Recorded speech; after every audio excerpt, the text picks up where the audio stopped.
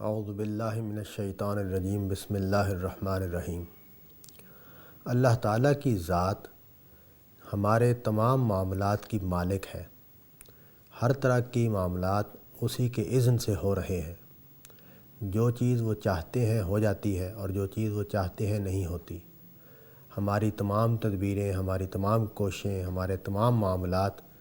صرف اس کے اذن پر منحصر ہیں۔ ہم جو کچھ بھی سوچتے ہیں، جو کچھ بھی پلاننگ کرتے ہیں، جو کچھ بھی پروگرام بناتے ہیں، وہ اس وقت تک کامیابی سے ہمکنار نہیں ہو سکتا یا اپنے انجام کو نہیں پہنچ سکتا جب تک اللہ تعالیٰ اس کے لیے سازگار حالات نہیں پیدا کر دیتے۔ وہ اس کو کامیاب بنانے کے لیے وہ امکانات نہیں کھولتے جن کے کھلنے کے بعد وہ کامیاب ہوتا ہے۔ یہ چیز ہے جو ہمارے اعمال کے بارے میں اور ہمارے ارادوں کے بارے میں اور ہمارے عمل کے بارے میں ہمارے نقطہ نظر میں ایک تبدیلی پیدا کر دیتی ہے۔ وہ تبدیلی یہ ہے کہ ہمارا کوئی کام بھی ایسا نہیں ہے جو صرف اور صرف ہماری کوشش اور ہماری تدبیر پر منحصر ہے۔ یہ ٹھیک ہے کہ اللہ تعالیٰ نے اس دنیا کا نظام اس طرح کا بنایا ہے کہ ہمیں کوشش کرنی ہے، ہمیں تدبیر کرنی ہے، ہمیں محنت کرنی ہے، ہمیں کام کرنا ہے، اس کے بعد نتائج نکلتے ہیں۔ جب نتائج نہیں نکلتے تب بھی ہمیں اس پر غور کرنا ہوتا ہے کہ ہم نے جو کوشش کی تھی، جو محنت کی تھی، جو تدبیر کی تھی، جو پلاننگ کی تھی، اس میں کوئی خامی تو نہیں تھی، ہماری طرف سے تو کوئی کمی نہیں رہ گئی ہے۔ یہ چیزیں اپنی جگہ پر حقیقت ہیں، لیکن اس بات کو کوئی بندہ مومن نظر انداز نہیں کر سکتا کہ کوئی دنیا کی تدبیر اور کوئی دنیا کی کوشش اس وقت تک کامیاب نہیں ہو سکتی جب تک اللہ تعالیٰ اس کو کامیاب نہ بنائے۔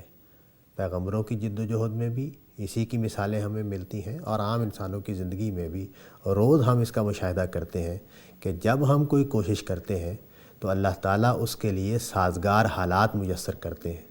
وہ اپنے معاونات، اپنی مدد اس میں شامل کرتے ہیں۔ وہ اس کے لیے ایسے حالات پیدا کر دیتے ہیں جس کے نتیجے میں ہم کامیابی کی طرف بڑھتے چلے جاتے ہیں۔ یہ چیز جو ہے یہ ضروری ہے اور اس کو نظر انداز نہیں کرنا چاہیے۔ انسان اس غلط فہمی میں مبتلا ہو جاتا ہے کہ میں جو کچھ کر رہا ہوں اور میں جتنی محنت کر رہا ہوں، میری جو صلاحیت ہے اس سے نتائج نکلیں گے اور اس سے مجھے کامیابی حاصل ہوگی، لیکن وہ یہ بات بھول جاتا ہے کہ کوئی کوشش اور کوئی محنت اس وقت تک کامیاب نہیں ہو سکتی جب تک اللہ تعالیٰ اس کے لیے سازگار حالات، موافق حالات پیدا نہ کرے۔ اس کام کو کرنے کے لیے دو چیزوں کی ضرورت ہے۔ ایک تو یہ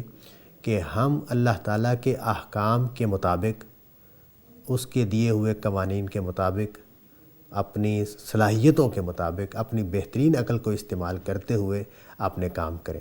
اپنی پوری محنت اس میں صرف کریں اور ساتھ ساتھ یہ دعا بھی کرتے رہیں کہ اے اللہ تعالیٰ اس کام کی راہ میں اگر کوئی مشکلات پیش آئیں، اگر کوئی مصائب پیش آئیں، اگر کوئی غلطی ہو تو وہ ہمیں دور کرنے کی توفیق دے اور ایسے حالات پیدا کر دے کہ جس میں وہ کامیابی سے ہمکنار ہو اور ہماری محنت کا پھل ہمیں مل جائے۔ اللہ پر توکل اسی چیز کا نام ہے کہ جب ہم اپنی تدبیر اور اپنی کوشش کے باوجود خدا کے سہارے کے تلاش میں رہتے ہیں، اس کے لیے دعا کرتے رہتے ہیں، خدا کی مدد کی طلب میں مبتلا رہتے ہیں اور اس کے خاطر ہماری زبان پر دعا کے کلمات جاری رہتے ہیں۔ ہم اپنی کوشش کو مکمل نہیں سمجھتے، ہم خدا کی مدد کو اپنی ضروری چیز سمجھتے ہیں کہ جو ہمیں حاصل ہو تو پھر ہمیں کامیابی حاصل ہوگی۔ اللہ پر توکل کا ایک تقاضا یہ بھی ہے کہ ہم دین کے کام کرتے ہوئے، دین پر چلتے ہوئے بھی خدا کی مدد کے طلبگار رہیں، خدا کی مدد کے لیے دعا کرتے رہیں، خدا کی طرف سے توفیق کی دعا کرتے رہیں۔ اس لیے کہ نماز پڑھنا ہو، روزہ رکھنا ہو یا کوئی اور دینی کام کرنا ہو، یہ سارے کام صرف اسی صورت میں ہو سکتے ہیں جب اللہ تعالیٰ کی طرف سے ہمیں مناسب مواقع ملتے رہیں، صحت حاصل رہے، خدا کے فضل اور عنایات حاصل رہیں، وہ صحیح شعور اور سمجھ حاصل رہے جو ان کاموں کو ٹھیک طریقے سے کرنے کے لیے ضروری ہے۔ تو یہ چیزیں بھی خدا کی طرف سے ہیں، خدا کی مدد کے بغیر حاصل نہیں ہو سکتی، خدا کے قائم رکھنے کے بغیر قائم نہیں رہ سکتی۔ تو توکل خدا پر ایمان کا تقاضا ہے، توکل خدا پر ایمان کا نتیجہ ہے، اور اگر خدا پر ایمان ہے، بندہ مومن خدا پر یقین رکھتا ہے، تو وہ اپنی کوشش اور سعی کے باوجود خدا پر توکل پر بھی قائم رہتا ہے، اور اس کے لیے اس کی زبان پر دعا کے کلمات جاری رہتے ہیں۔ قرآن مجید سے معلوم ہوتا ہے کہ پیغمبر صلی اللہ علیہ وسلم نے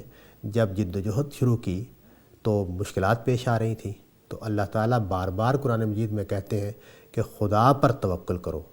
اور یہ بھی کہا کہ خدا ہی وہ ہستی ہے جس پر توکل کیا جا سکتا ہے، اس لیے کہ سارا علم اس کے پاس ہے، غیب کو وہ جانتا ہے، سارے امکانات اس کے پاس ہیں، تو اسی پر توکل کرو۔ اور اس کو حاصل کرنے کے لیے اللہ تعالیٰ نے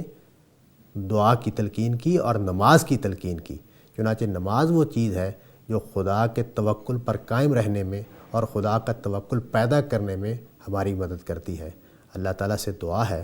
کہ ہم خدا پر توکل کرنے والے بن جائیں اور اپنی سعی کو خدا کی مدد کے ساتھ جاری رکھنے والے بن جائیں۔ وآخر دعوانا ان الحمد للہ رب العالمین۔